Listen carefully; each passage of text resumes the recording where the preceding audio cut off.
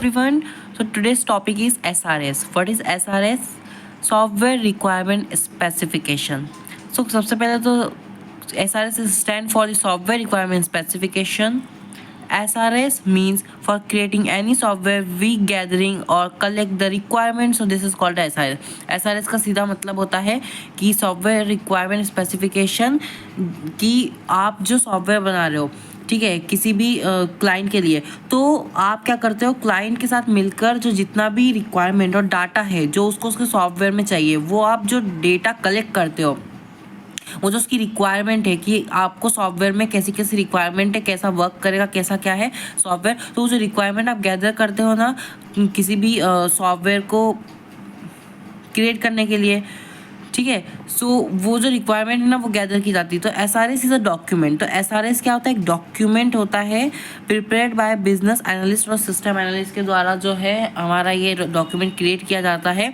और इस डॉक्यूमेंट में सारे जो रिक्वायरमेंट और सारे जो टर्म्स एंड कंडीशंस होती है फॉर मेकिंग एनी सॉफ्टवेयर, वो जो इम्प्लीमेंटेशन स्टार्ट होता है डेवलपर के थ्रू, उसको करने से पहले SRS को क्या किया जाता है, वो किया जाता है, मतलब SRS डॉक्यूमेंट बनवा लिया जाता है। एक तरीके से एग्रीमेंट होता है क्लाइंट और डेवलपर के बीच में कि हाँ, आपने ये रिक्वायरमेंट बताया था, हम ये सॉफ्टवेयर में बना के देंगे, इस तरीके का सॉफ्टवेयर बना के देंगे। अब अगर कुछ ऊपर नीचे होता है तो फिर हमारी गलती नहीं होगी, डेवलपर्स की गलती नहीं होगी। तो एक एग्रीमेंट होता है। और ये बहुत ही ज़्यादा इंपॉर्टेंट टॉपिक और बहुत ज़्यादा इंपॉर्टेंट होता भी है।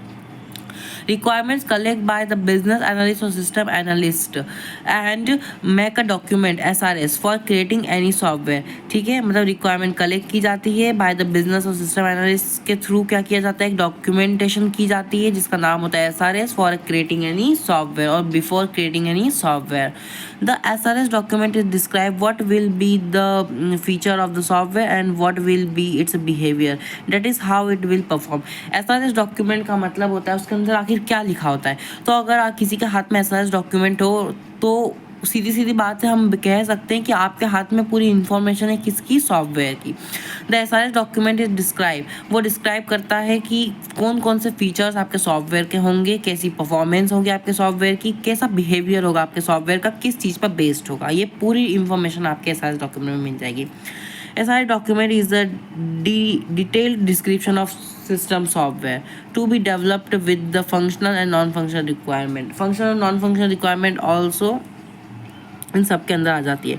The SRS consist of all the necessary requirement for the project development.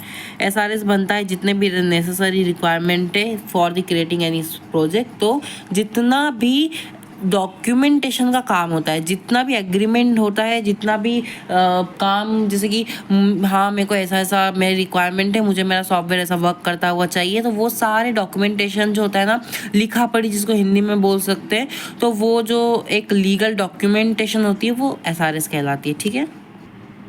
जैसे यहाँ पे मैंने कहा था SRS document is actually the agreement between the client and the developer.